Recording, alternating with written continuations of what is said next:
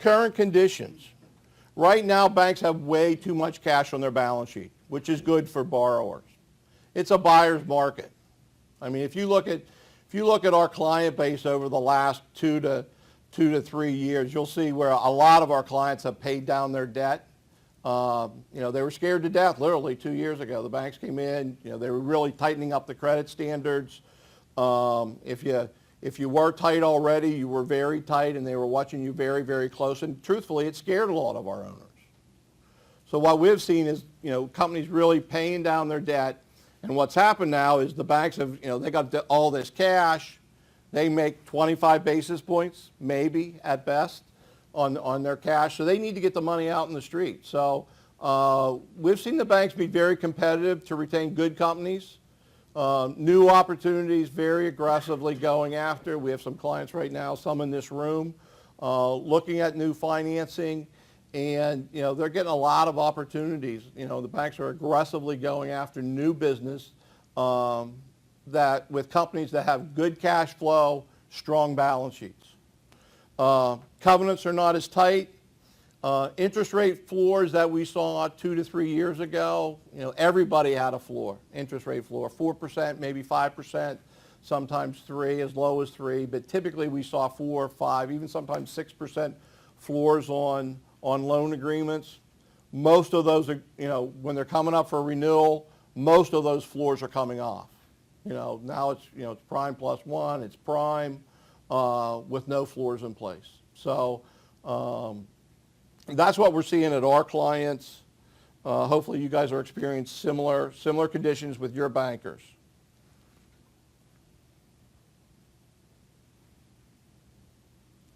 Interest rates are at historic lows. The Fed is trying to prop up the economy, but if you read what's really happening, it's not having a large impact. Wall Street Journal just had an article a couple weeks ago, maybe you saw it, talked to 450 CFOs. Only 202 of them increased their borrowing over the prior 12 months. Most of those that did was for capital spending. If you look at our client base, what we're seeing a lot of clients doing is they're spending some money on IT, trying to enhance the efficiencies within their operations and or getting closer to their customers. We have a lot of clients investing so they can communicate directly with their customers, more customers going to ACH payments to pay their vendors more timely and more efficiently. And most of our clients are less leveraged than they were 2 to 3 years ago. What I mean by leverage is just total debt to equity, which is one of the key ratios that we'll talk about that the bankers look at, but most of them are much less leveraged than they were 2 to 3 years ago, just because they're paying down debt and not taking on additional debt. Clients that are taking on additional debt are definitely looking at that ROI very, very closely and not looking to take on as much risk as they were 3 to 4 years ago. Unemployment's still an issue. I mean, I think if you talk to the Feds, one of the reasons why they're keeping these rates so low is they want to enhance, decrease the unemployment rate. To date, it's really had a minimal impact. I mean, they're still saying we're probably around 7-8% unemployment. I think that's probably a low rate if you go out and talk to people. But we've had these rates so low for so long.